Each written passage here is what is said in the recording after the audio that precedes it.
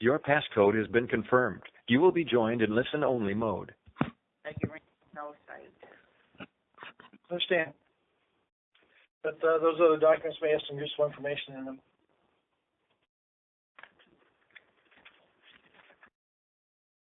As I said, I added for each potential sample media, I added criterion, if then criterion for most of them. Others, such as media that are inside the RCA, don't need to be sampled because we're looking for what has left the RCA, not what's in the RCA, with the one exception of the possibility of livestock grazing in the RCA, which we know we have at least one location at Fort Hood. So in that case, I am calling for sample of the grasses that the livestock eats. Say we'll get more specific in exactly how those samples would be taken. Do we want just above the ground, or do we want the roots and so on? That'll all be part of the site-specific ERMP.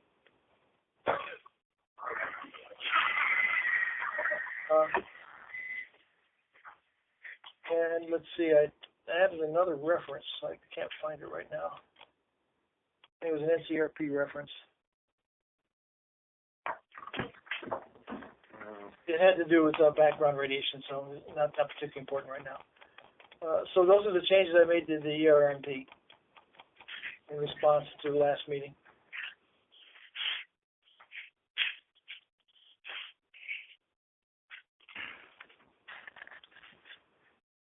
Not the ERP, the programmatic approach to the ERMPs is the actual title.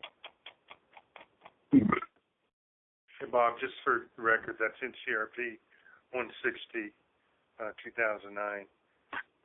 Gives you the soil concentration data. Yeah, that's the one I added. I was using an IAEA reference that I had available the first time I used it a few years ago, and then I tried to find it, couldn't find it again, so I came up with a different reference. Well, I have a question. So far, I haven't heard any discussion of technical basis, and I'm wondering why is that? Well, I have discussions about plant uptake for uranium as a technical basis for not routinely collecting plant samples. Maybe what I have isn't sufficient. Well, it seems to me that one of the things that we're having a hard time with understanding is that you didn't submit the draft performance assessment or modeling, which didn't have time to do, and it wasn't submitted as a draft, and we just talked about it. But it seems to me that it's very closely related to what should be monitored and what shouldn't. And so I'm not hearing that, and I'm wondering what's that. Well, actually, you do have the basic form of the reservoir calculations already that we submitted a few years ago. And as I mentioned, it shows that the maximum for a resident farmer scenario, somebody living on the RCA, we get no more than several microrads. Okay, but I want to stop you right there. Yeah. For this submission, you're going to have to submit a new application amendment. And if you're doing the programmatic approach, you said you were going to do bounding. So the stuff you submitted before only dealt with the two Hawaiian sites. So, and we're not going to be looking at that. We're going to be looking at this new application, which is supposed to be, in view, you're saying is going to be all-encompassing.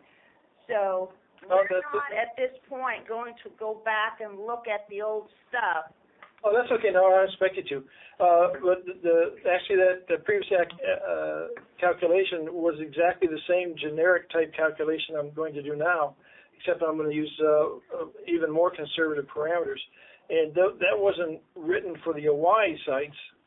It was written as we were discussing rationale for exemption from licensing. Dr. Cherry, this is Michael Naranjo. Let me just interject here, because this needs to be crystal clear.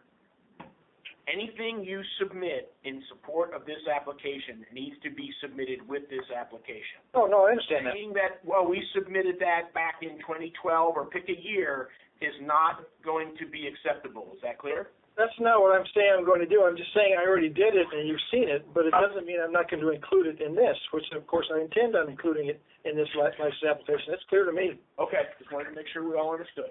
Yeah, I understand that. Dr. Cherry, this is Leah Parks again. I would also request that you submit the ResRad printout, the summary printout of the input and output. Sure. That just makes it easier to review if there's any questions. Of course.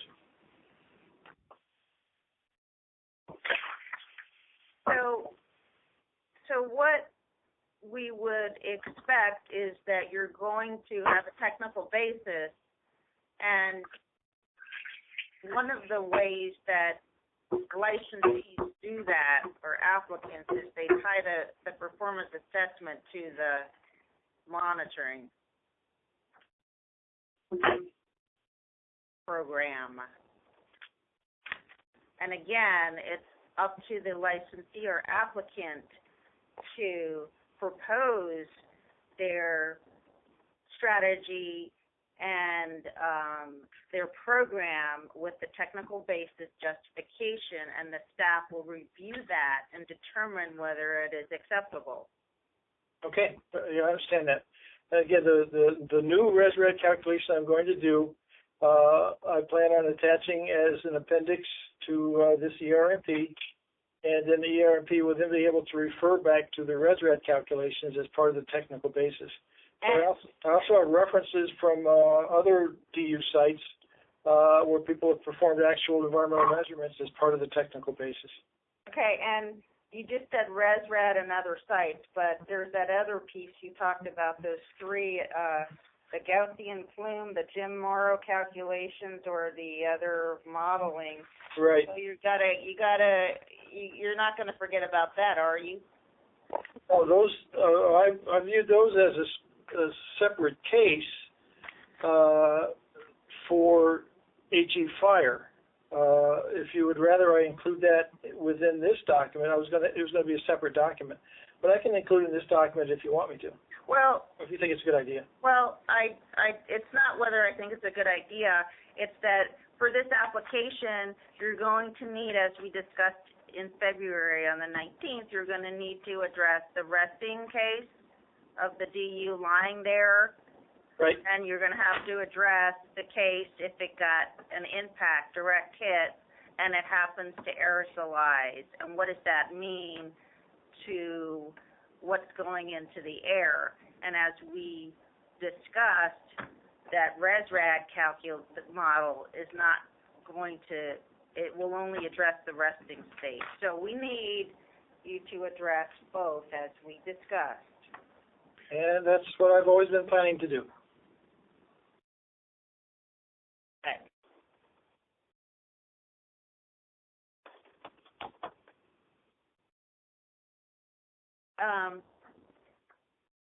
At this point, I'd like to turn it over to my team and ask them to provide their observations to the Army on the draft 2 of the environmental monitoring plan. And I could start with Rob Evans. He's on the line.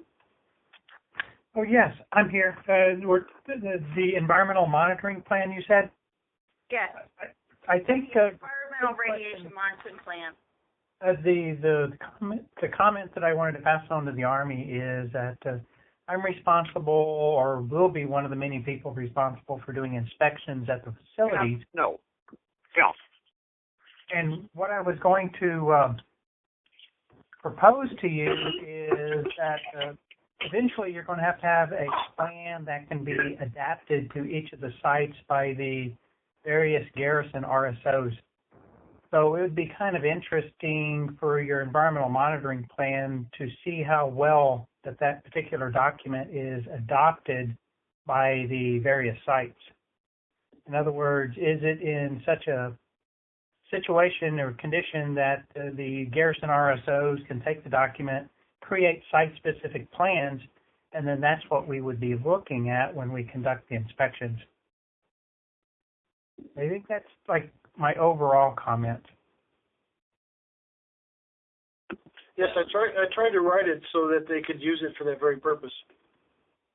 Would that include both locations and frequency?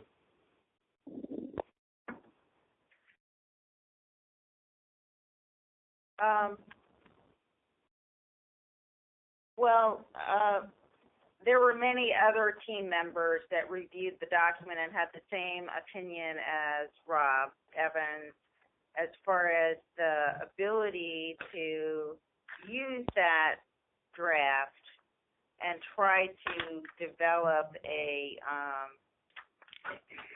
site-specific environmental monitoring, radiation monitoring plan. And in addition to,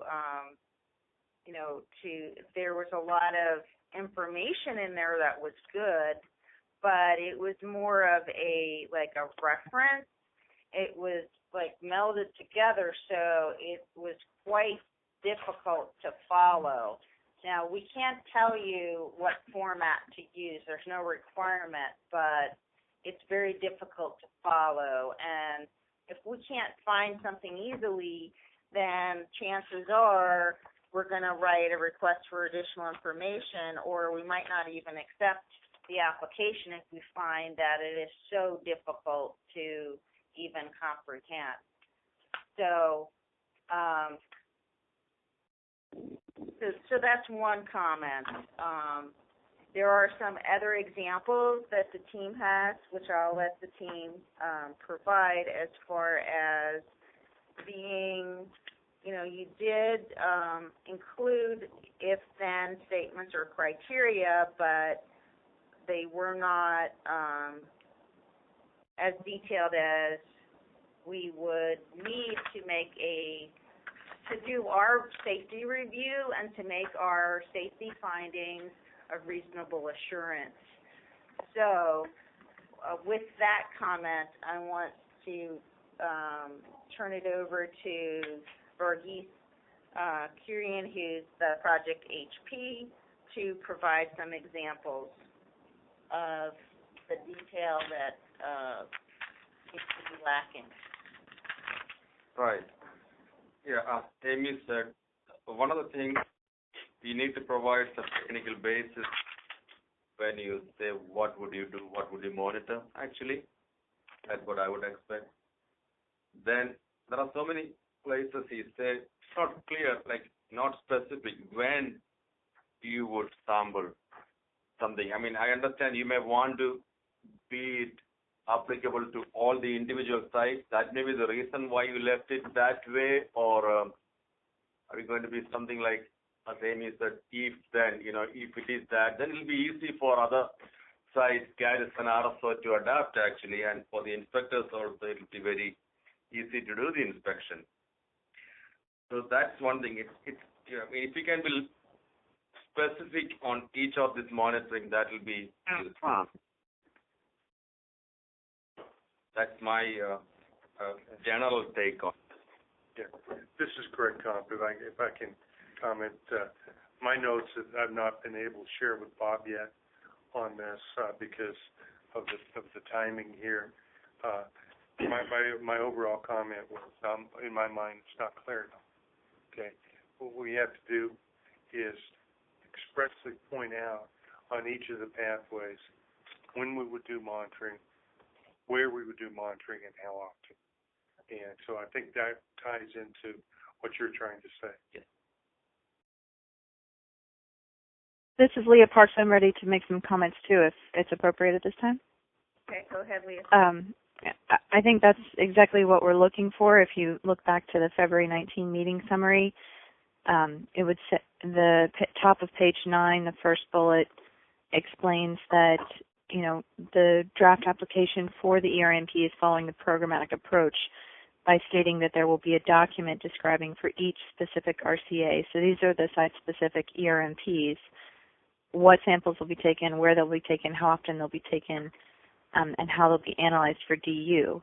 Now, under the programmatic approach, this document that you're giving us a draft of now, this document needs to be used for a Garrison RSO to come to all of those conclusions.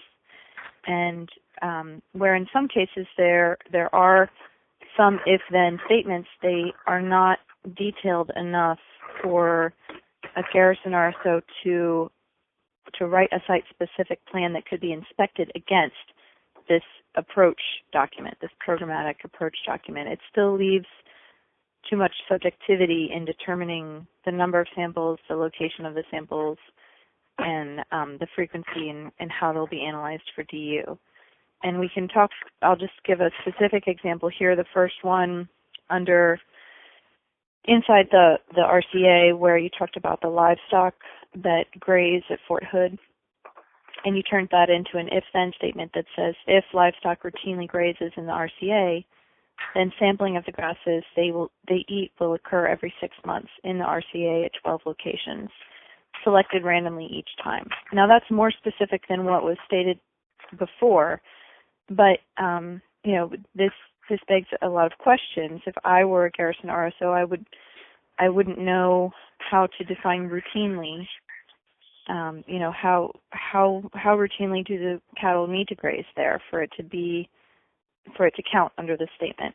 And then what would be the basis for the 12 samples?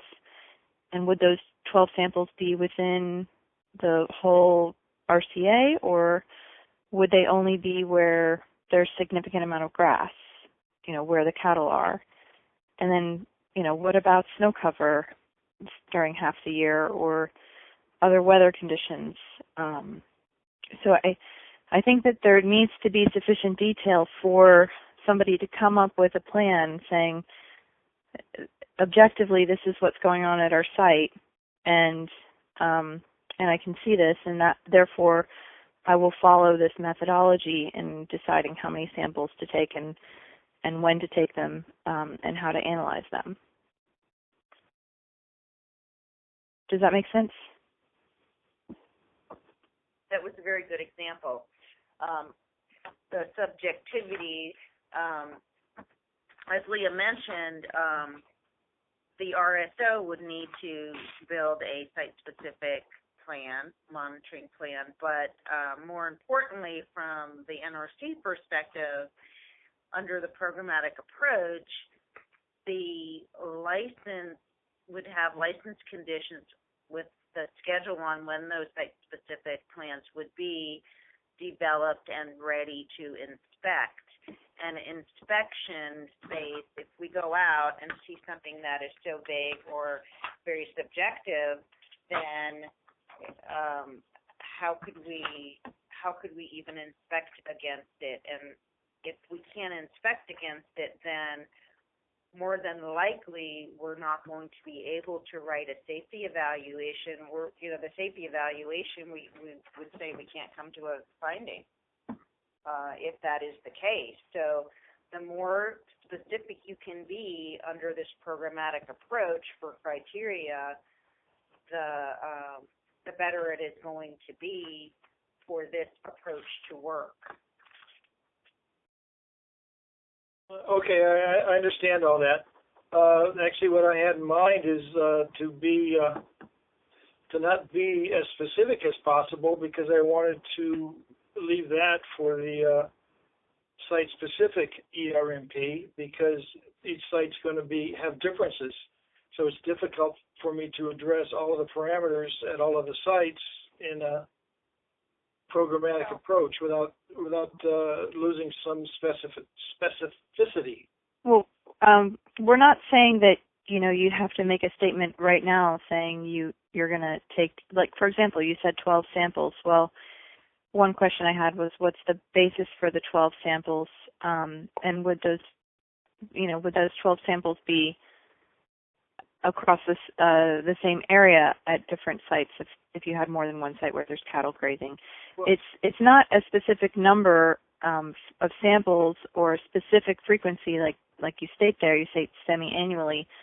We're not necessitating that. We're necessitating a statement that says if certain practices are apparent at each site, then you would look at this range of samples, or if if this weather condition exists, then you would consider sampling at this frequency. It's a discussion which would encompass a variety of outcomes. It's a guidance for how if you were a Garrison RSO, how would you sit down and decide how many samples to take and when to take them and how to analyze them? What would you be looking for? Well, I had in mind that the Garrison RSO is not in isolation. He's got an environmental section at his installation who should have a lot more experience in this. Plus, he also has me, who's probably going to visit the site to help write this thing when we see what all the site-specific parameters are. The difficulty with what you're telling me is that I have to anticipate every possible parameter and then design a specific instruction to that site on how to deal with that parameter. First of all, I don't even know what all the possible parameters are, and out of that set of possible parameters, I don't know what subset applies to each location. Well, there might be 100 possible parameters, and out of our 14 or 16 installations, only 32 of them apply. But the way you're saying it, I would have to pick out all 100 of them without knowing that 68 of them don't even apply at all. So I'm trying to do a balance between being specific and general, and allow the actual specific parts of it come out in each individual ERMP, site-specific ERMP. Again, that's what I've got in mind. But if that's not going to work, I think that a balance will work. I'm just not from what has been submitted. This draft so far, it doesn't contain sufficient detail to be inspectable from our perspective. So, I think there is a balance. It doesn't have to be one complete extreme or the other. I agree, and I think that the generic program description should give the more detail of the if-then criteria. The site-specific plan is going to be very specific. It's going to, mention an exact number or frequency or whatever, and then when it's inspected, the inspector can say, well, how did you come up with this? And then hopefully there'll be a tie-in to the program plan. If there isn't, there's a problem. So the site-specific plan, yes, it's going to be detailed and it's going to be developed in the future, but it has to relate to the programmatic plan, the environmental monitoring radiation program criteria.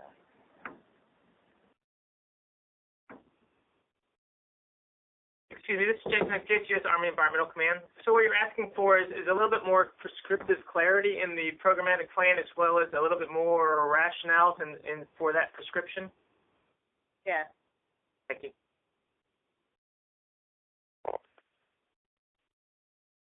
It's correct, too, and I think once we finalize our bounding calculations, that will help us determine, where we have a pathway that does need to be sampled. I think that ties into this as well.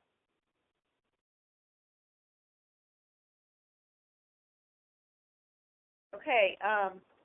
Any other comments from the NRC review team? Any observations on the environmental radiation monitoring plan? Pradeep, do you have any other? No, I don't have any more. This is Leah Parks. Okay. I think in some cases this draft has very specific numbers, but they lack a basis. So in that circumstance, you would either want to give a rationale for the specific frequency you're proposing or the specific number of samples, or you would want to avoid giving those specific values and instead give guidance to the Garrison RSO for how to decide, whether to sample annually, semi-annually, monthly, based on the circumstances. And if that points to other guidance that the Army uses, or other tools that the Army uses for determining environmental sampling, then that should be discussed here too. Other resources that the Garrison RSO would turn to in developing their site-specific plans.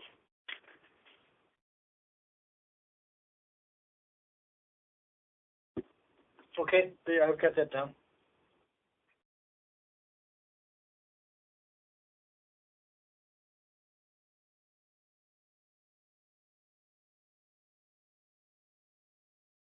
Still connected?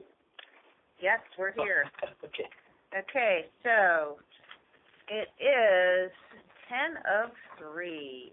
I think that unless there's more discussion right now, why don't we take a break, and then we can, when we come back let's take a 15-minute break. It's 10:03 right now.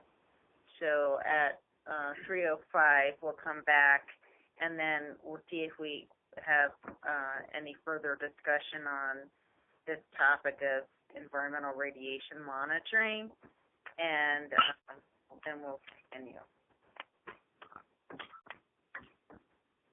I'm going to put the phone on mute.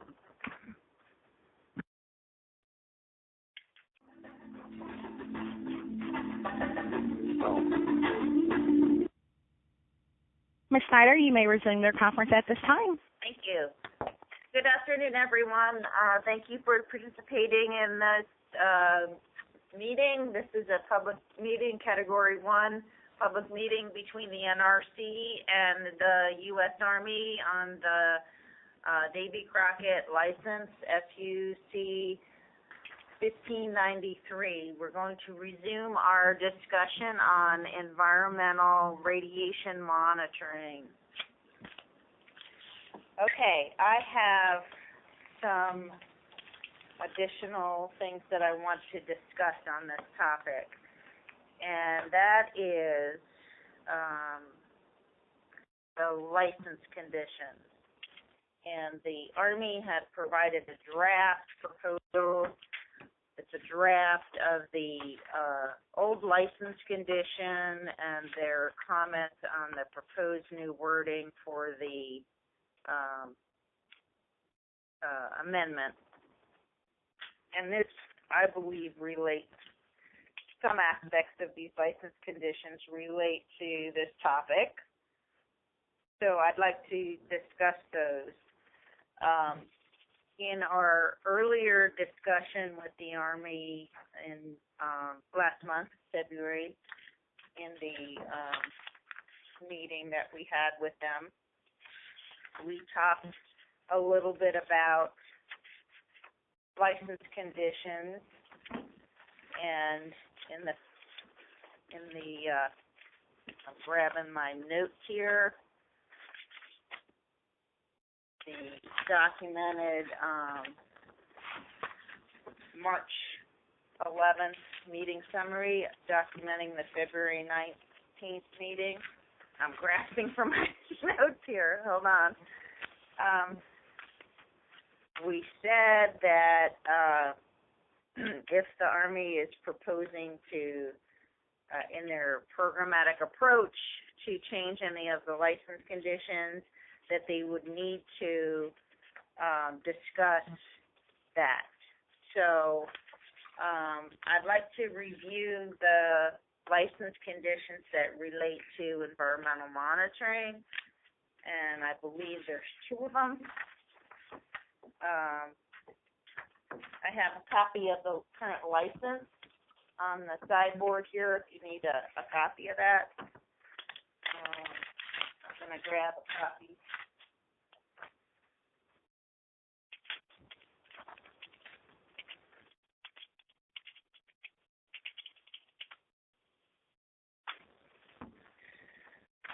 So that is one that has to do with the air sampling, and one that has to do with the air is 22, and the plant sampling is 23. And on your draft submittal, on the last page, have a draft 22 and 23. So let's go over those. Does everyone have the handout, the proposed new wording? Okay.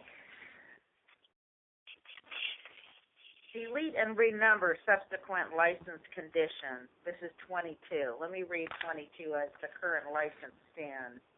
The licensee shall provide an air sampling plan to the NRC within 90 days, effective date of this license, for review and approval.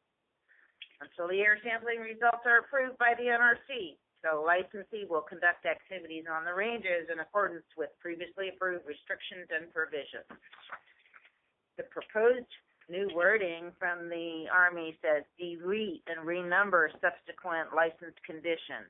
Comment, the PA and ERMP, that's performance assessment and environmental radiation monitoring plan, program, and site-specific environmental radiation monitoring plans will include air sampling requirements during HE fire.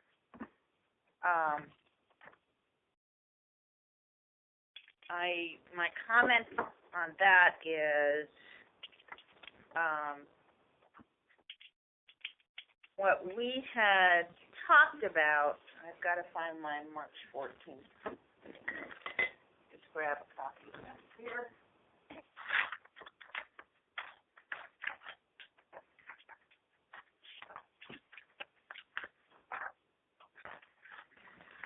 We talked specifically about license condition changes, proposed changes.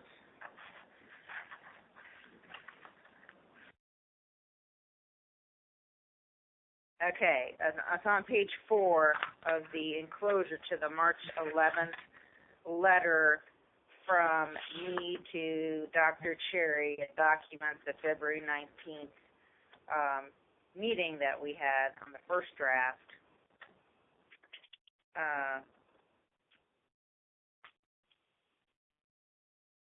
It says, the second bullet, inform the Army that it should review its current license, and if the Army believes that anything other than the license condition number 12 should be changed, it should identify what it proposes should be changed and provide justification for the change in its amendment application. Also, there may be license conditions that the Army believes do not apply as written, given that the license amendment will implement the programmatic approach, and the Army intends to include the 2 Hawaiian sites that are already licensed under the programmatic approach in the amendment application. The NRC staff said that the Army should address in its application how each existing license condition remains unchanged, should be revised, and how, considering NRC guidance specific to the programmatic approach, or should be removed because it no longer is applicable. 2 and 3 that I just read off, the Army must provide rationale for such proposed changes. The NRC staff stated that this is important because the current license is still in effect. And in reading the proposed change for 22 on your comment, I don't see the rationale for the proposed change, and moving the license condition from the current license into a PA or ERMP is not in accordance with this, what we discussed needs to be done. What we're saying is, instead of being a specific license condition, that is covered in our PA. So when we look at the overall program programmatic approach and the ERMP, this is now included into that.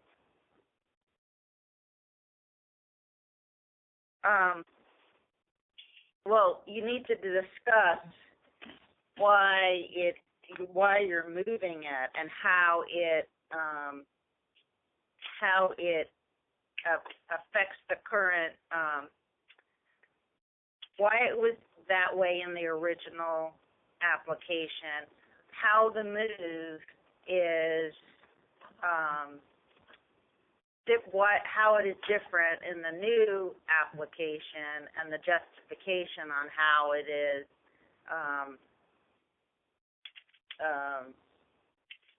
for the change. What's the basis for the change? So, in other words, the reason for air sampling in the current license, there was a specific reason why that license condition was put in there. Okay? For that to be removed, we have to approve that, because that license applies until we amend it. So the Army is obligated to do air sampling for the sites under the license, and right now it's the 2 Hawaiian sites. In order for that to change, we're going to need to talk about what was before and what you're proposing now, and why it is comparable or better, or it doesn't apply anymore. That requirement was put in, I'm talking through this, so Greg Comp here again, was put on because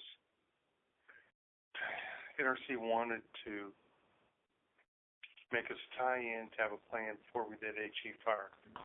Okay, so again, it's tied to environmental sampling for areas where we want to do high explosive fire. Okay, so in our ERMP, if we cover that basis, we're saying that should not be a separate call-out. Same thing with 23. The plant sampling, and we really don't understand why we're in license for the first place for doing a sample within an RCA. But our programmatic approach will cover when plant sampling should occur.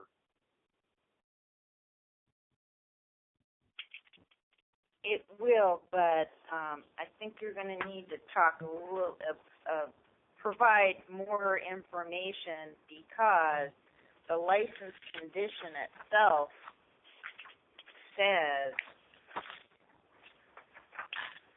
provide an air sampling plan for review and approval,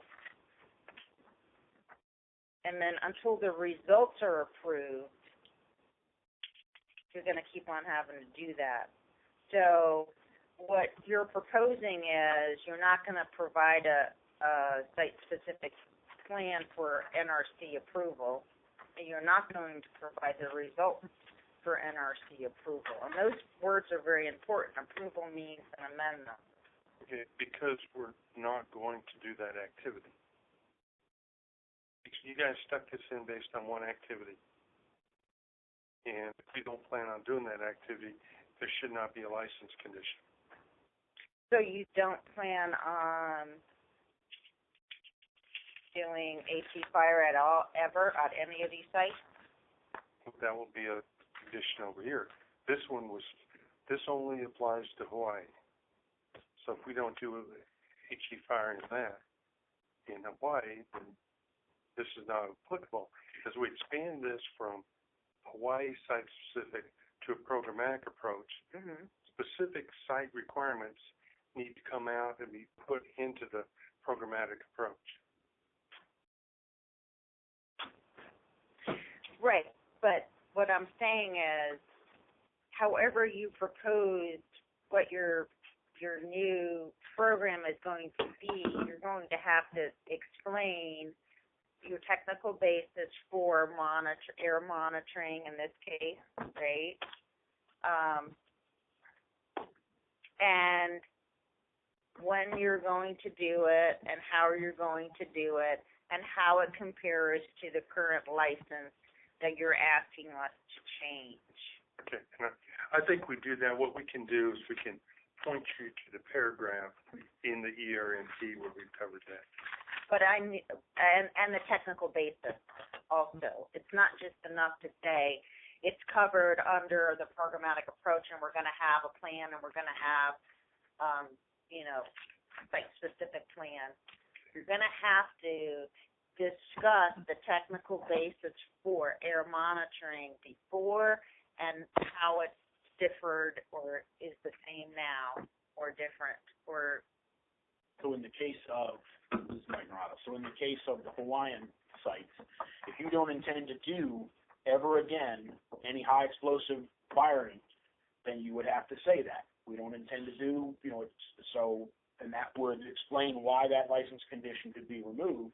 But anywhere you plan on doing high explosive firing, you're going to have to provide the technical basis for what air sampling you are going to do. Or not.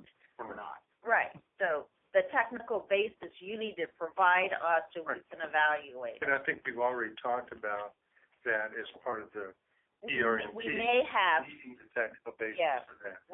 Yes, we did. But to actually in your application, we're expecting under license conditions, proposed changes, we're expecting that tie-in. So if you're going to either put it right next to the proposed change, or you're going to tell us, see page 20, see page 25, give us a roadmap, but we need that information. As long as we can do that. I mean, we intended I can see where we can need to point you to the specific page.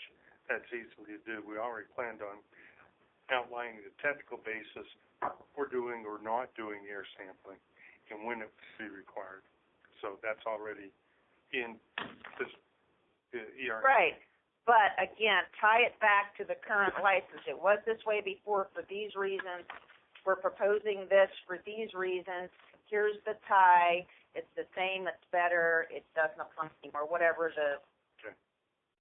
you're proposing, we'll evaluate it. So we will beef up the license proposal to include the rationale or the rationale why it was, and then point to the ERMP for the rationale of the way it will be. And I suggest that the rationale, you refer to the staff technical evaluation because the license conditions are tied to the staff's technical evaluation. So in other words, if you're proposing to remove or change any license conditions in the existing license, you have to address those explicitly. Then, in your programmatic approach, explain what you're going to do for the additional legislation. Good. And like some of them are very simple, like this covers these sites. Well, if you're removing 2 sites, you'll have that whatever justification. We're going to do this with them. We're going to do an amendment, exemption, or a general license.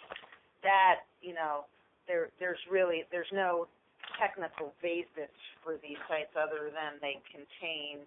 Right. So that's like that's really not a technical basis discussion. But on the air and the vegetation, which is the next one, E3, which ties into this discussion of environmental monitoring, it's the same discussion, same type of discussion.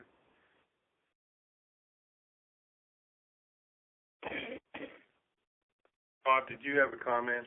I kind of took over for you. No, I'm happy that you did so. Thank you.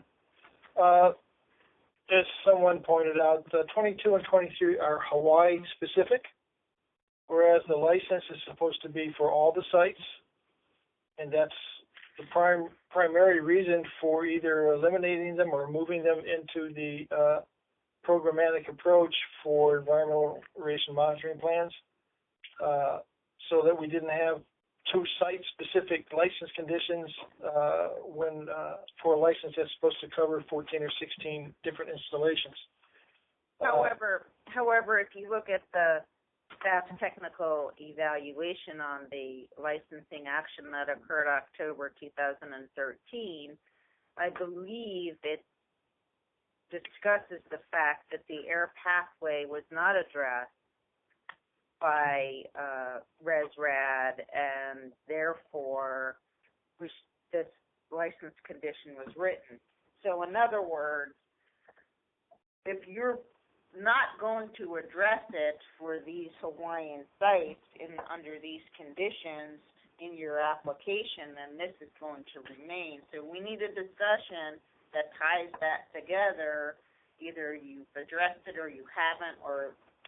But if our technical basis for the new approach, programmatic approach, we go through the air pathway analysis, and for resting state and ground disturbing state as two different cases.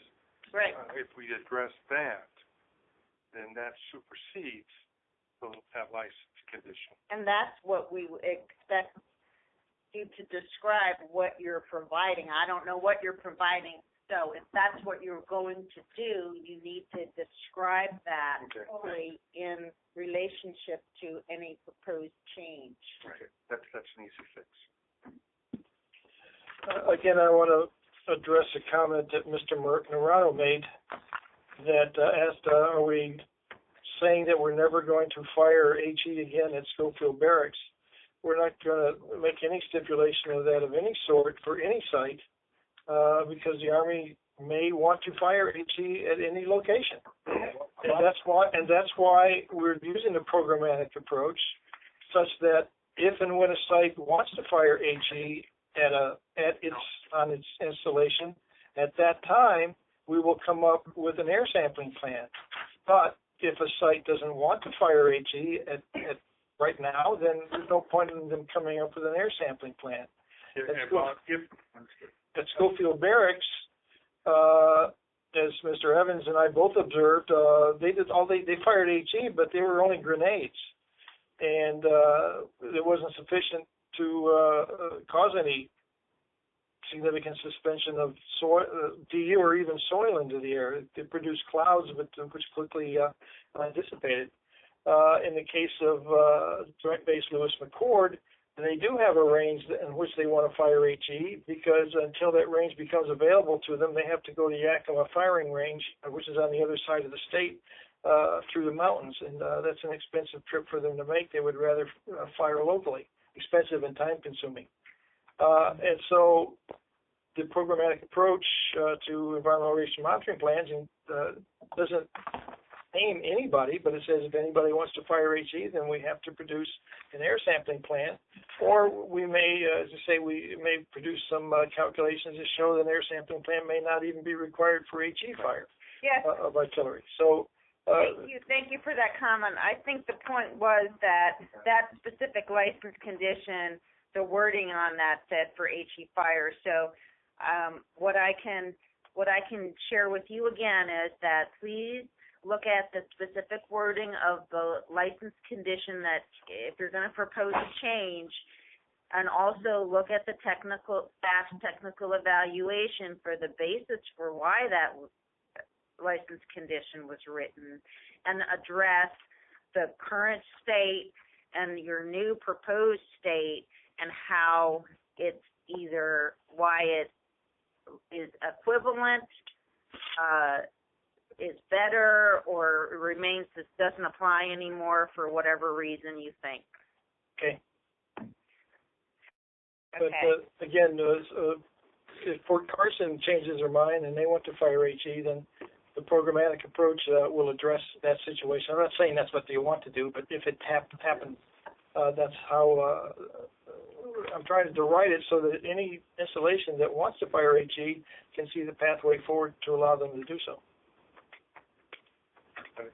Okay. All right, next question that I have.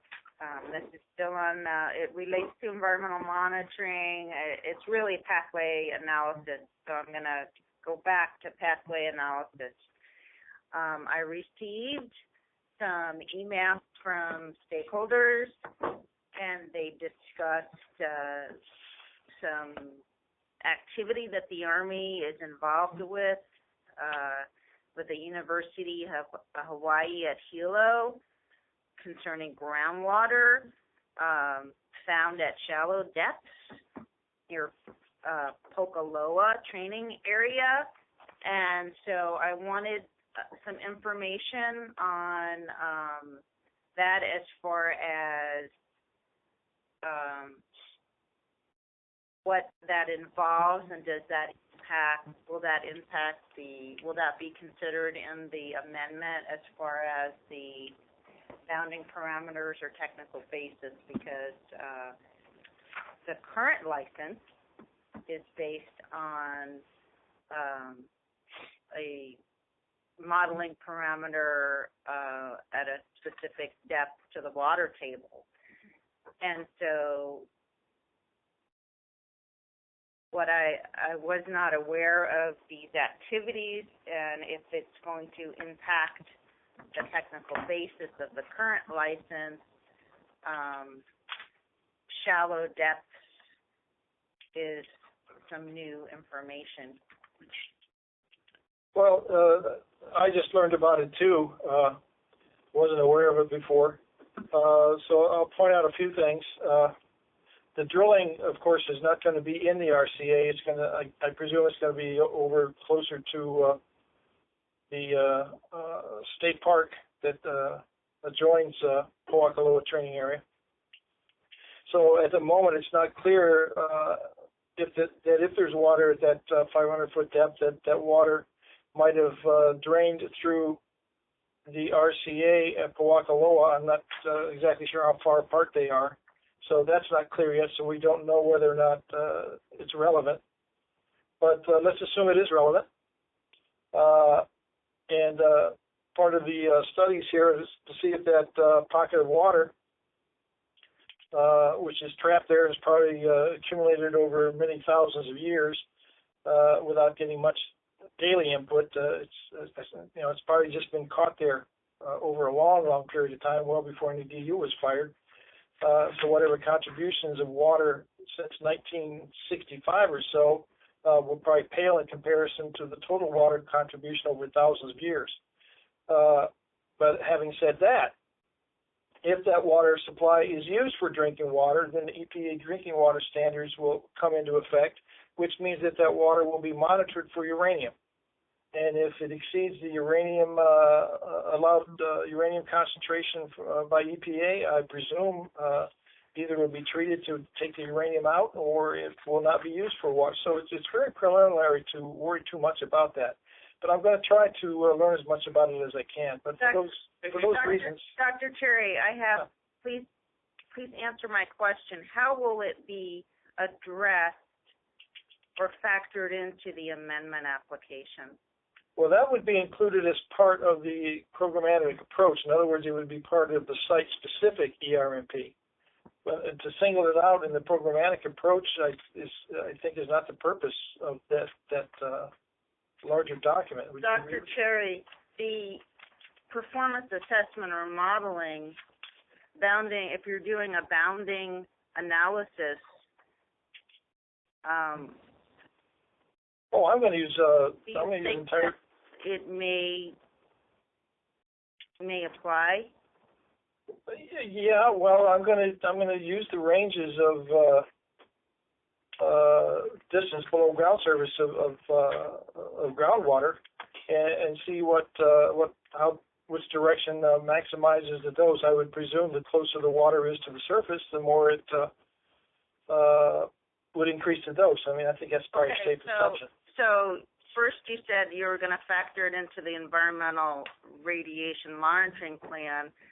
Now you're saying that you're going to also look at it from a performance assessment standpoint? I guess I'm not exactly sure what I'm saying. First of all, my first impression is it's doubtful that a water aquifer that's accumulated water over thousands of years will be greatly affected by the last 50 years of DU placed in PTA, which is probably a couple of miles away from the drainage point.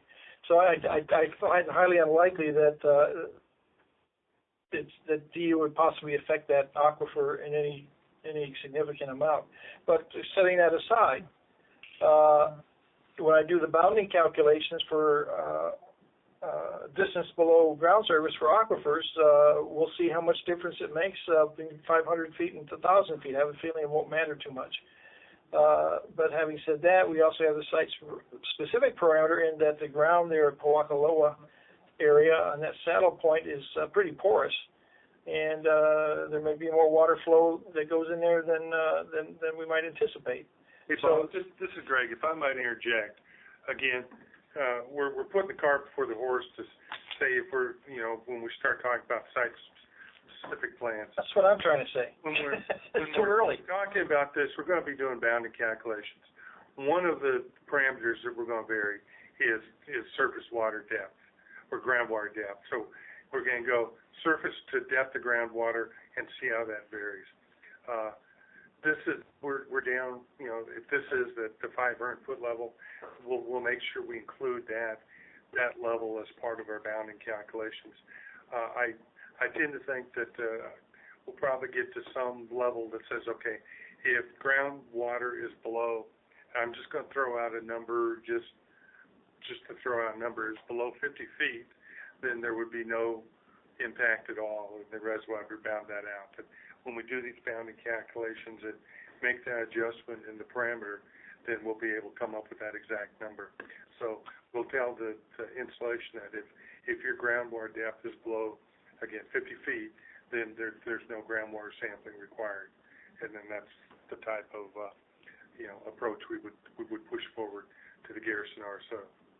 Well, I just wanted to comment that we are aware that there, for PTA, that, based on the current license, that the depth to groundwater is about 1,000 feet. Some of the emails that I got, so that's not new information. I'm not sure what is, some of the emails say that shallow depths are 1,000 to 2,000 feet, which may or may not be. So, thank you for answering my question. So you will consider as appropriate in the performance assessment in your application submittal. Thank you.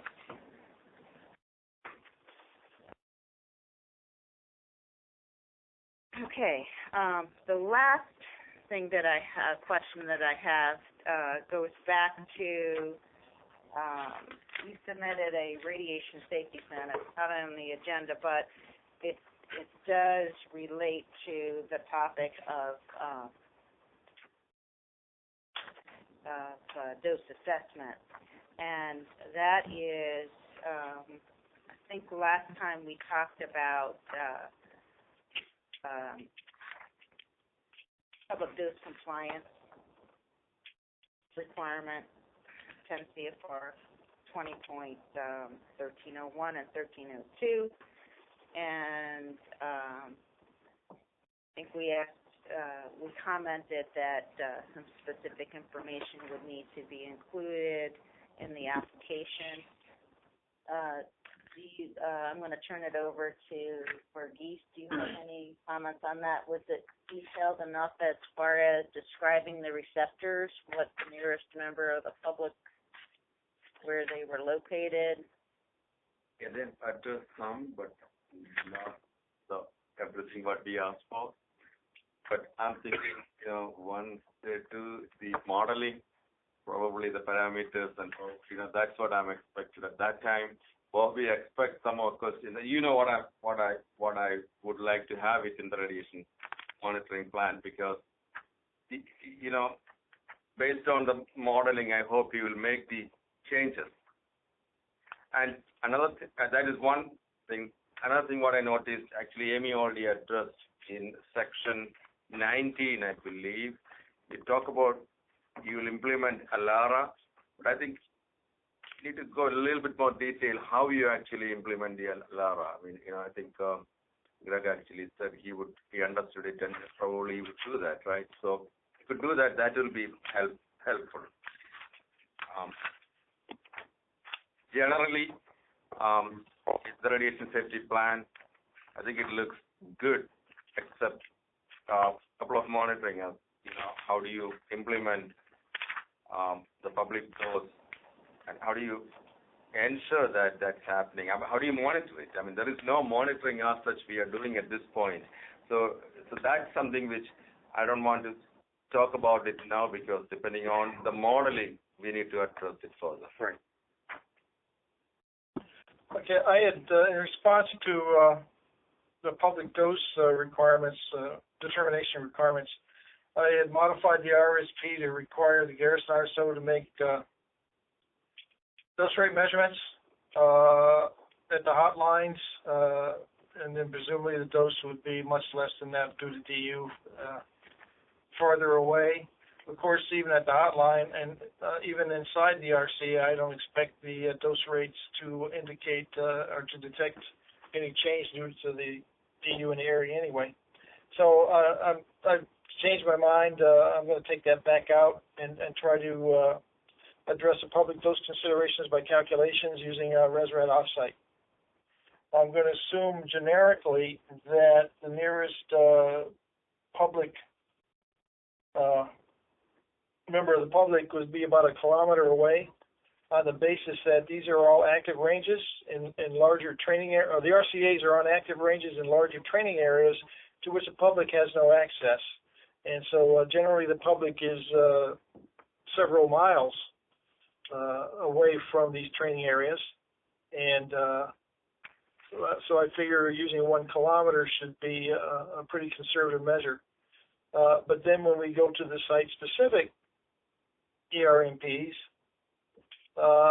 we will get the information locally, how far is the nearest member of the public in any direction from the RCA, and then we'll put that into the ResRad calculation. Actually, what we'll do, Bob, is we will state in this programmatic approach that calculations done at the 1 kilometer distance. If the path or the distance from RCA to receptor is less than 1 kilometer, then the Garrison RSO will address it. I like that better. Thanks, Greg. Well, you've mentioned ResRad and you've mentioned TLD, which is a direct radiation measurement. So what I'm confused about is what is your technical basis for determining the public dose first you said you were just going to do TLD, but the requirements say, or direct radiation, excuse me, the requirement is an all pathway dose. So you're going to need to address the requirement and determine with justification what pathways and how you will demonstrate compliance. Well, that's why I was going to use ResRad off-site, which does include all pathways. Does it include the air pathway? Yes. Yeah, I think the answer here is we've got some things left over in the radiation safety plan. Once we do our bounding parameters, some of this may be affected. That's what I was thinking. I couldn't make it, a complete determination also based on that. Unless we have that, you don't know what are actually the prominent pathway parameters unless you know that. Right. And also, by the way, I wanted to mention one thing. This is again, as Amy, kept on emphasizing, it's a unique situation where we are. It's not a uranium site, it's not a reactor site. For uranium sites now, we don't allow, ResRad off-site calculations for the public dose verification. Okay. They need to measure it actually. That's the reason Amy was mentioning about the TLD or some kind of measurements you have to do it. Just ResRad off-site calculation is that's good for modeling to find out what would be the dose. Let me clarify that. Yeah. Some of those sites have specific reasons for that. However, the regulations say that your demonstration can be done by calculation or measurement. So you need to go on the regulation.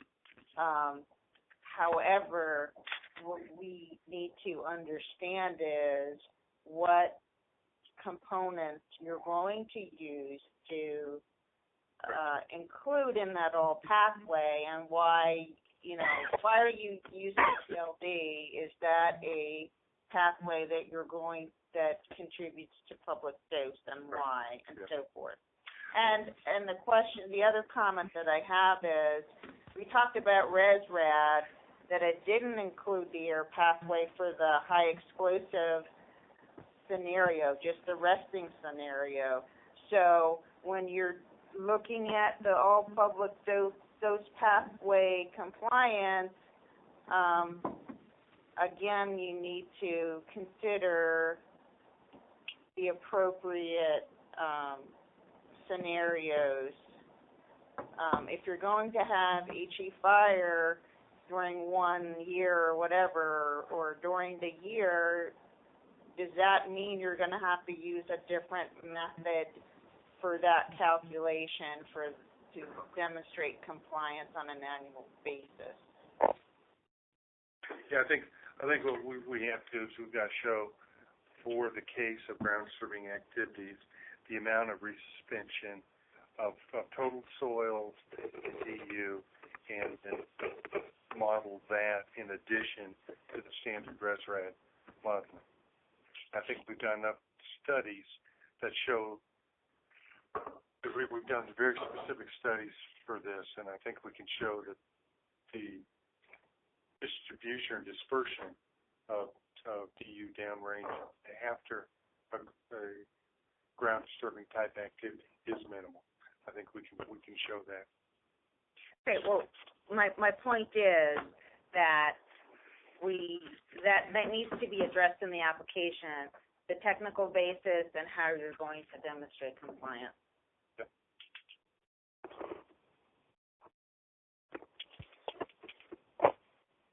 And if you're going to, you can use calculation or measurement, and if you decide you're going, because you can change from year to year. If you're going to do that, we want in the application both methods, calculation and measurement, so that when the inspector goes out to inspect, and that year you decide you're going to use this, let's say measurement, then he'll know that your methodology is be tied to the license. If it's modeling, then we need to know those modeling parameters so that when the inspector goes out and the facility decides this year we're going to demonstrate this way, those parameters are already looked at and approved by the staff.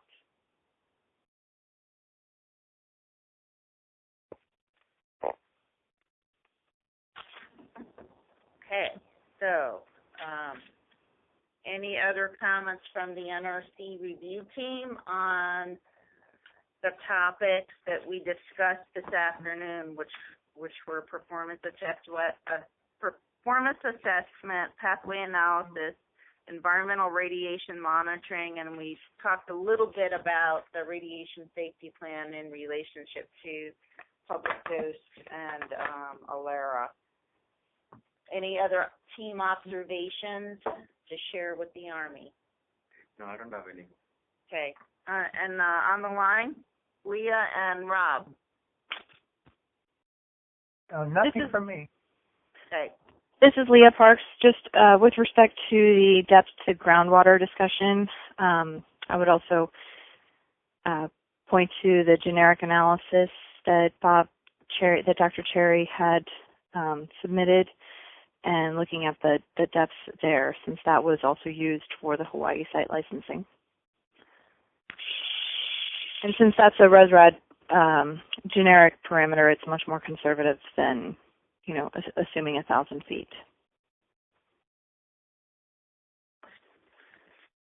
What is the generic number, Leah, if you don't mind?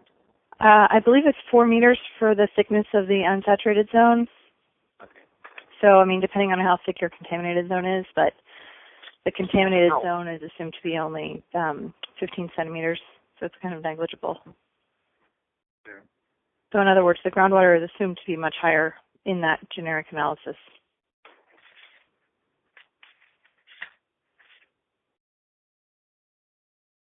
Okay, I think at this point we should take a break and reconvene because some of the stakeholders may be interested, and I want to keep close to the agenda. We are ahead of schedule. The time now is 10:04, and what we have left is action items and closing remarks, followed by a break, action items, closing remarks, public comments, and then adjourn. So I need to take a break now so that I can collect my thoughts for, the action items and closing remarks. The Army might want to do the same. So let's take a half-hour break. It's 10:04, so at 4:20 we'll reconvene, and then we will do action items and closing remarks, followed by public comment. Okay, I'm going to put the phone on mute. Thank you. I've got it next.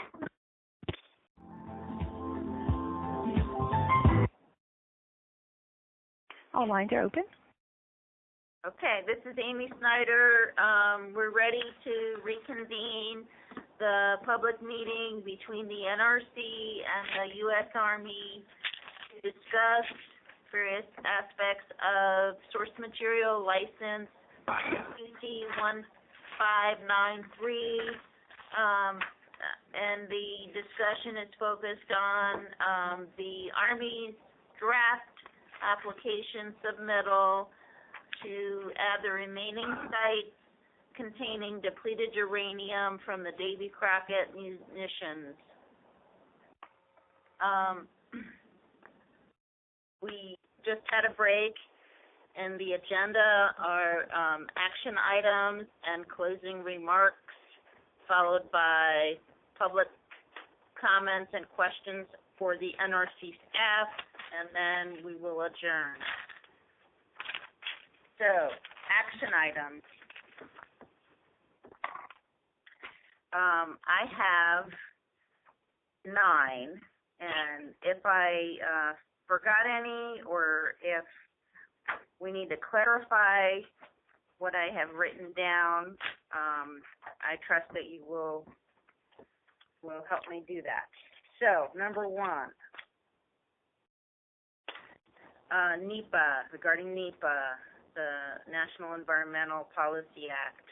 The Army will discuss in its application how the proposed action will address statements of consideration, the Endangered Species Act, and Section 106. That's the Section 106 of the Historic Preservation Act, Section 106 consultations.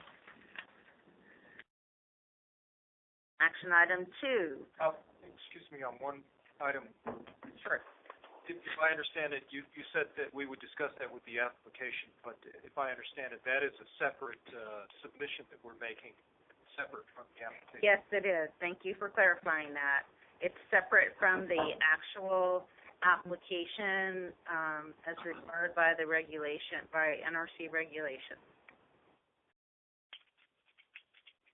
2, for Fort Greely in Alaska and Fort Dix in New Jersey, the Army has the option per regulation to either use an exemption, an exemption if they feel that a little DU is present, an amendment if they can justify that no DU is present, to remove the sites from the license under license condition 12, or propose a general license under 40.22A. Okay, third action. Level of detail needed for the environmental radiation monitoring plan is not sufficient to be inspectable, and therefore the Army is going to take that into consideration for its application. This is James Matthews, Army Environmental Command. When you say not inspectable, does that mean insufficient for review? It may be. I can't determine that. Based on what we've seen, it's like from this draft 2 revision, it is very there would be many RAIs, requests for additional information, and we would have to make a decision if it was going to be acceptable to accept an application, if it were handed in that, submitted in that way and that with that level of detail. So, all right, thank you. So, it's hard to say, but I'm leaning towards not sufficient for an acceptance review. All right. 4, clarification of additional guidance. I want to make this a point that I'm going to clarify in the meeting report for this meeting, that on page 1 of the February 27th additional guidance that we provided the Army for these types of sites. The document is called Response to Army's Request to for additional guidance for Davy Crockett licensing. The last bullet is the site-specific license discussion about a license condition will be either or condition. Who's on the line? There's interference. Okay. So I'm going to clarify that last bullet is a or condition. If they're doing a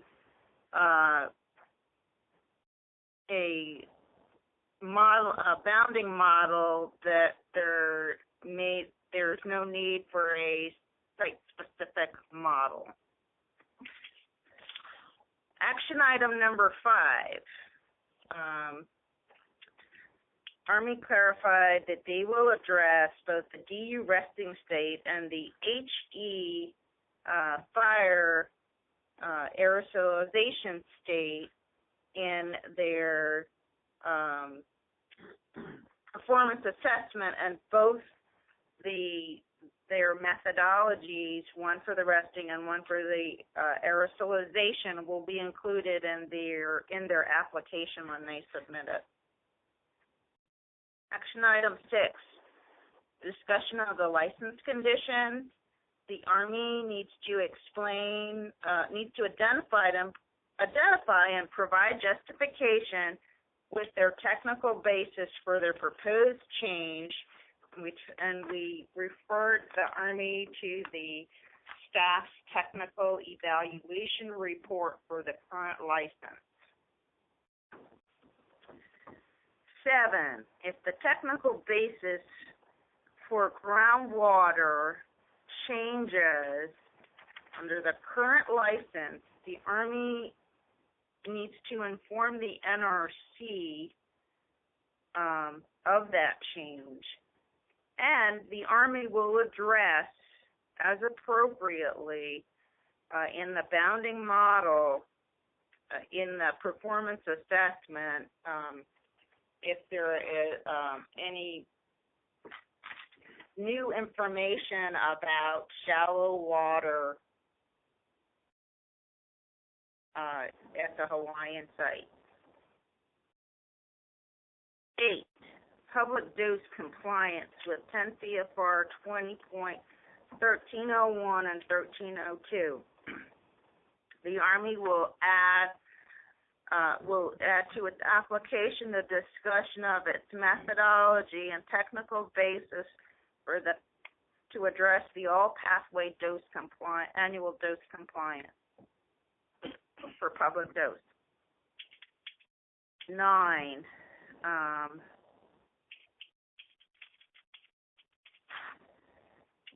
the Army will consider the staff's observations in its application submittal and will evaluate them against when it will intends to submit its amendment application to include the additional sites identified in License Condition 12. So what we would expect is that the Army would inform us if the April 17th, 2015 submittal date for the application, amendment application is going to be met, or if you're going to propose a different date. This is Bob. How much early notice would you want? Presumably you wouldn't want us to ask you on 16 April to extend the 17 April suspense. 1 week, 2 weeks, 3 weeks? I would like at least 14 days, working days notice. So Okay. that's about 3 weeks. Okay. Thank you.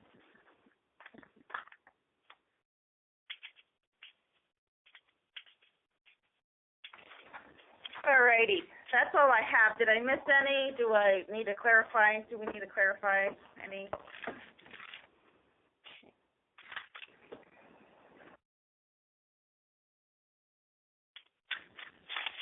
On the discussion for groundwater, sorry, this is James Macias, U.S. Army Environmental Command.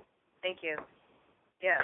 In the discussion of groundwater, or let's just say generically, changing environmental conditions, is that one where it could be addressed generically in the EMRP, where we might say, or include a bounding, not a bounding condition, it's the statement of when, in the environmental, the radiation monitoring planning, that if we identify changing or conditions which have substantially changed, then we would reevaluate the local sampling plan. No, sir, that is not acceptable. The issue is that the current license, which is still in effect, will not change until it is amended, approved and amended by the NRC. The technical basis for the current license is based on a depth to groundwater of 1,000 feet. Mm-hmm. If that technical basis changes, we expect that the Army will notify us of the change if there's any impact to the technical basis. So that's a performance assessment. That's a technical basis issue for the license.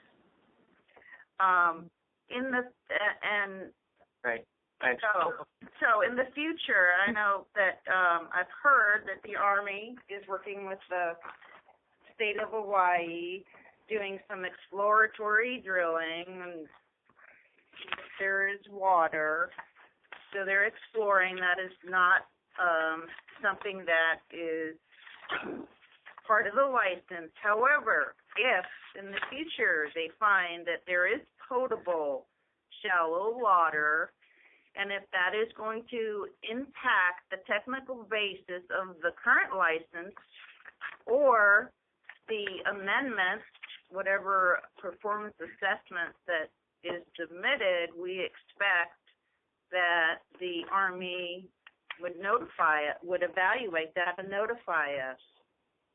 Thank you for that clarification. Mm-hmm.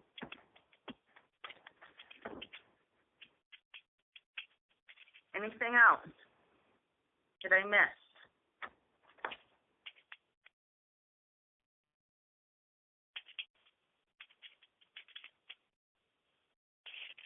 Okay, good.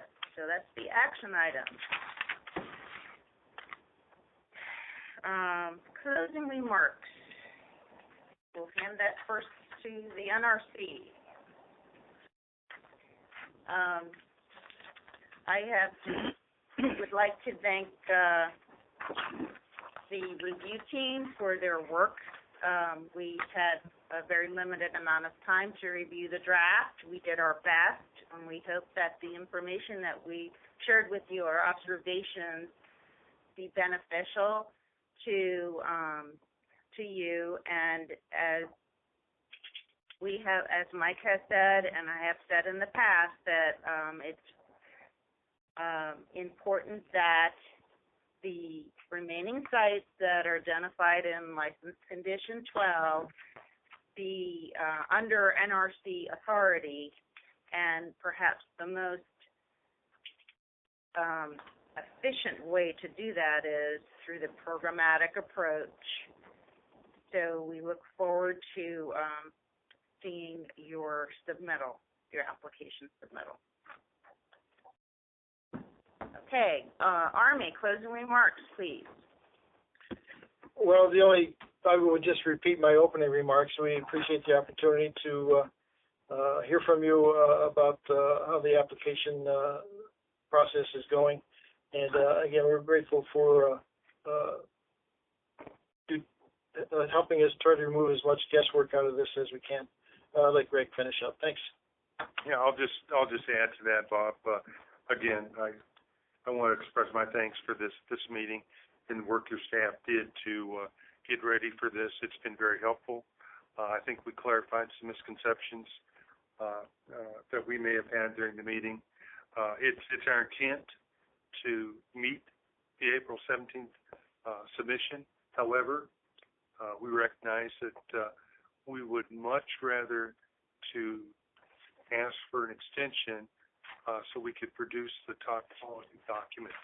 So that is an option that we will retain. We'll be able to take a look at this in a couple of weeks to see where we are. If we think we've met everything that needs to be in the license, then we'll go ahead. Otherwise, we may end up asking for a slight extension just to make sure we have the proper quality. But again, thanks. We appreciate it, and we look forward to the next review. And hopefully there are very few RAIs. All right, thank you. So the next item is public comments and questions for the NRC staff.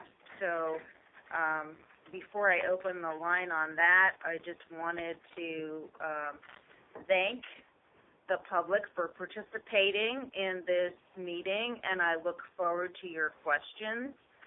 So I want to open the line now, please, operator, for public comments and questions for the NRC staff. Hello? Hello? Who do we have on the line? This is Corey Harden in Hilo. Hello, Ms. Harden. Hello. I have a couple questions. Hey.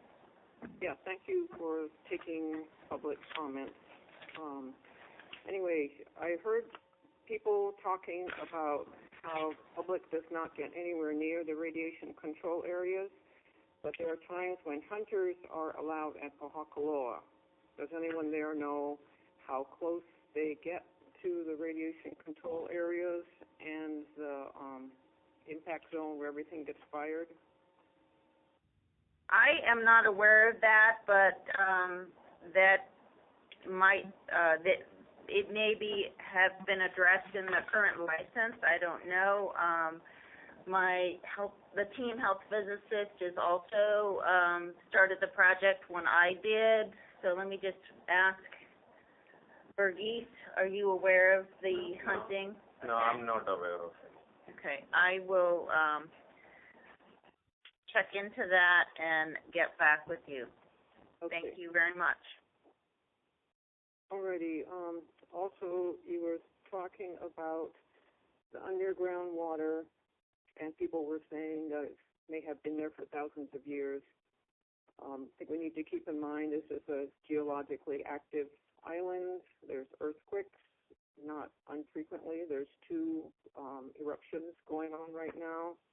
So just something to consider, that things don't just stay in one place under this island. Okay, thank you. And kind of going through my questions that I emailed in, I think you have actually addressed the water depth question, so thank you. You're welcome. And I still have my question I've had for the 10 years I've been working on this. I'm also going to mention my son is in the Army at Fort Carson, so this is a very personal issue for me. But I sent the evidence. There's 2,000 spotting rounds used at Pohakuloa. The Army only found a few fragments, and where are the rest of those spotting rounds? I think this question, I see in the docket that you've asked it before, and let me check my notes.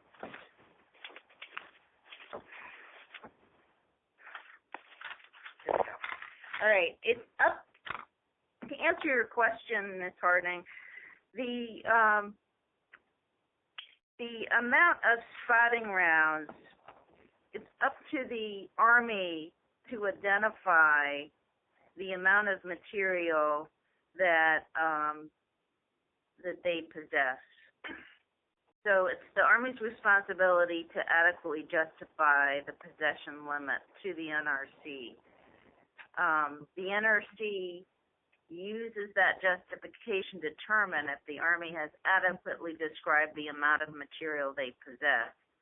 And part of in the licensing process, I don't know if you were listening to the part of the meeting where we talked about performance assessment. Another name for that is like dose modeling. When our staff member, she's not on the line now, she had to pick up her child, but she said that we're looking for a conservative bounding model. So in other words, we look at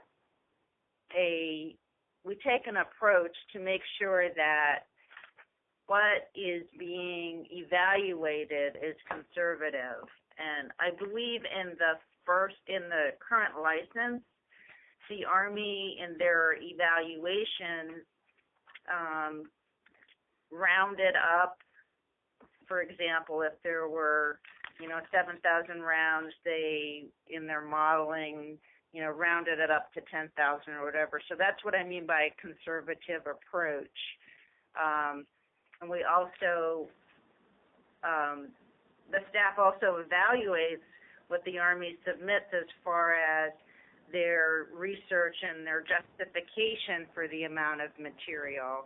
So we look very closely at what they provide as far as and the references as far as what they provide for their historical record search. So I assume you also looked at input from the public? I mean, no one's perfect, and it's good to have some more eyes looking on it. But as I said in my email, Colonel Killian, when he was working on it years ago, told me personally that, and also he told a reporter, if you look at the kinds of exercises that were conducted, if you want the soldiers to get a certain level of training and you crunch all the numbers, you would have ended up with more than 2,000 spotting rounds. At the PTAs, right? Excuse me, Pohakuloa. That's if you just look at the manuals and extrapolate and crunch the numbers. And Army went and estimated between 120 and 400 firing pistons. For each piston, you would have 5 DU rounds, 5 of the little spotting rounds. So if you look at the high end, that comes out to 2,000.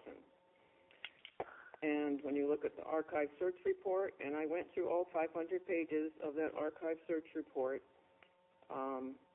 and it says it's highly probable that more stocks of the spotting rounds were ordered, more than the 714 that the Army is claiming. And I went to the county council meeting where Colonel Killian was questioned about the manuals and the rounds. So anyway, so Ms. Snyder, I really urge you to maybe take a second look at this and see if that's something you want to look into further. Okay, thank you. Okay, I have 2 more questions. I wonder if the Army Army has curtailed any of its activities while it's still working to fulfill the NRC requirements. What type of activities? There's two activities. The air sampling, NRC is saying it's inadequate. So what's the Army doing to prevent DU from getting into the air while their air sampling is still inadequate? I think they did some burning at Schofield a year or two ago, and they said, oh, no problem, there's no DU getting in the air, but NRC is saying their air sampling is inadequate. Well, the air sampling is specific for ground disturbing activities. So the last air sampling that was conducted was in February of 2014, and recently the Army submitted that the results from that air sampling campaign, and the staff looked at that, and that's when we determined that their the interpretation of the results was, there were some technical issues. So you need to understand that that license condition requires the Army to conduct air sampling only under the certain conditions, which is ground disturbing, HE fire, excuse me. It's license condition 22. I'm going to have it right here. It says,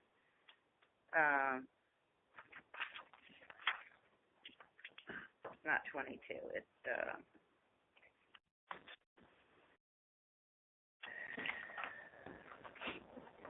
22 is air sampling. Shall provide an air sampling plan to the NRC within 90 days of the effective date of this license for review and approval.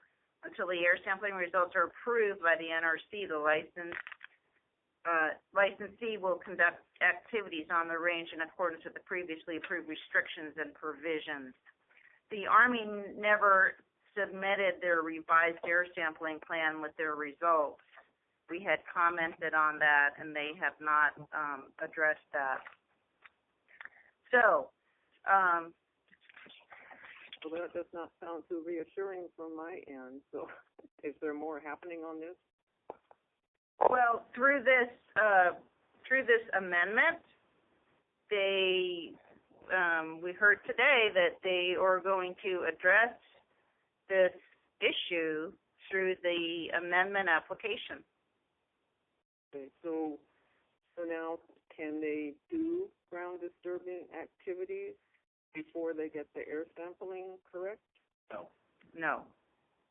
Oh, okay, they're not supposed to be doing any ground disturbing activities.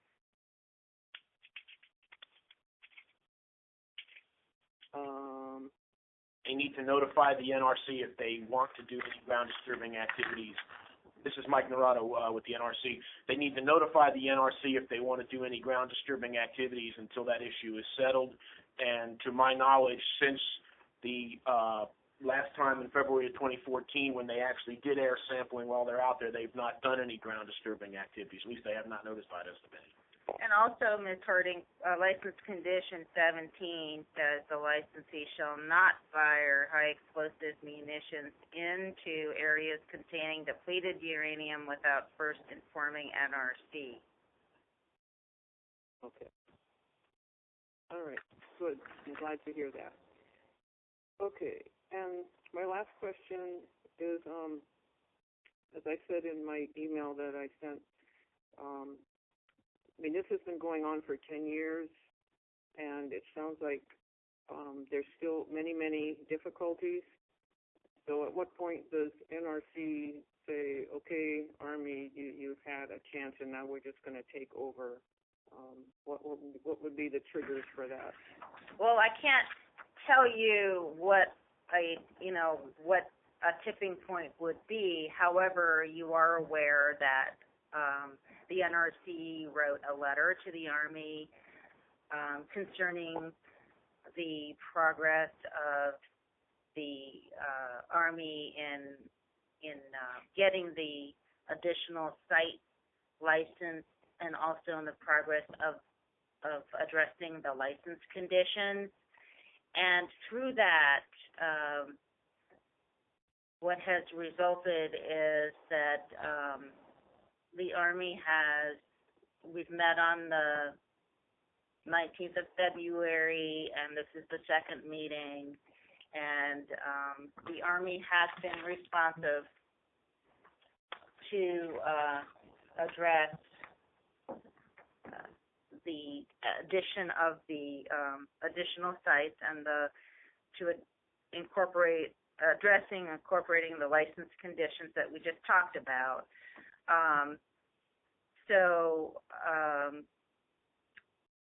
This pre-licensing submission meetings or readiness reviews are voluntary processes. They're not required. So this is another indication that the Army is responsive to our concerns.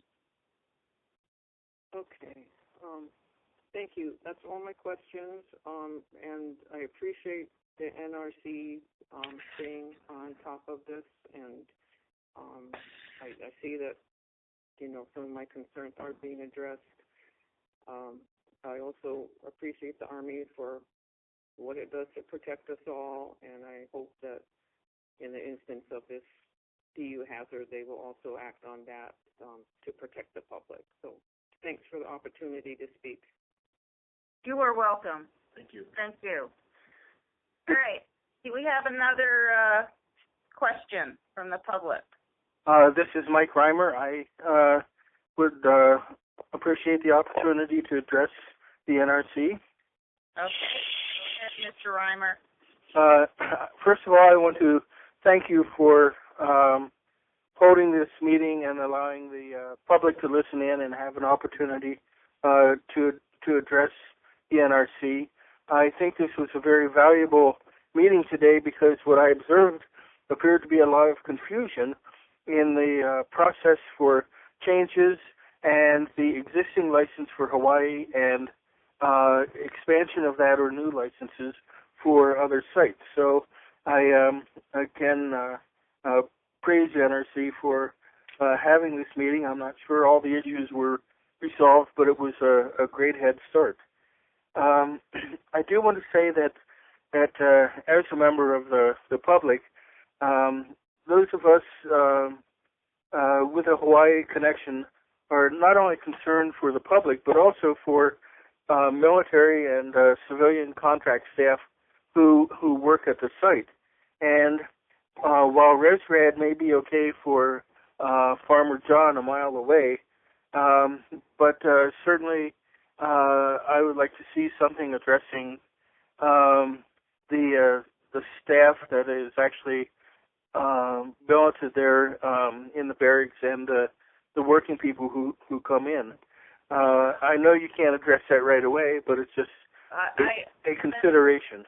Okay, I had that same question for my team, and the Leah Parks, who is the systems performance analyst, she's the person who reviews the performance assessment or the dose modeling, said that the current license does address on-site personnel. So I had that very same question when I first became the project manager to this team, so I can assure you that the current license does address that issue. Okay, thank you. One other comment I have is on high explosive and the definition for it. Such a definition can be made, but my feeling is if high explosive is of 155 millimeter caliber as opposed to 105 millimeter caliber, I don't see much of a difference in that. Material aerosol particles are held on the surface of other materials in the range of a fraction of the electron volt. It doesn't take too much to shake it loose again. And in fact, a walking soldier can generate tens of electron volts just from the procedure of walking. But that's not an issue that can be dealt with right away, but it's just comes down to dealing with limited movement on the radiation-controlled areas. Another thing I want to point out is there was some discussion about the groundwater. My understanding is the Army had contracted with the University of Hawaii at Hilo, and specifically Dr. Donald Thomas, to oversee some drilling operation to get potable water sources for the PTA area.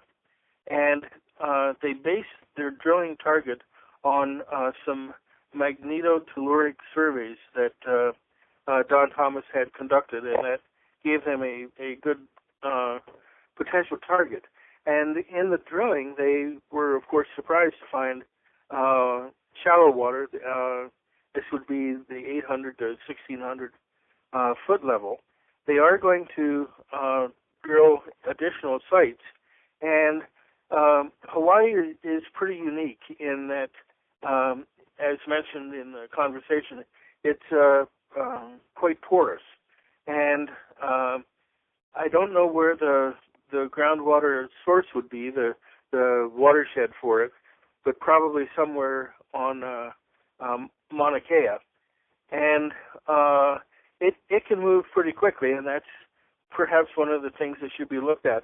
But I don't think a generic depth of 50 feet or even 1,000 feet should be selected, and then everything other than that be just summarily written off.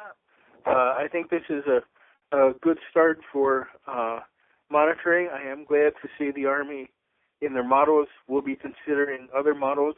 EPA had good models for inhalation dealing with radon and also plutonium, and they could be ideal. And I guess I'll close out by saying one final thing. The public sees a distinct difference between depleted uranium and natural uranium. And I don't know how the NRC currently views that, but not much has been done other than empirical studies on the health effects of the differences. And we still may have quite a few years to go before that can be resolved. But again, I appreciate the opportunity for being able to address the NRC, and I very likely will send a recap of what I have said into you if that's acceptable. Thank you very much. That's fine. Thank you. Yes. All right. Do we have another question for the NRC staff or a comment?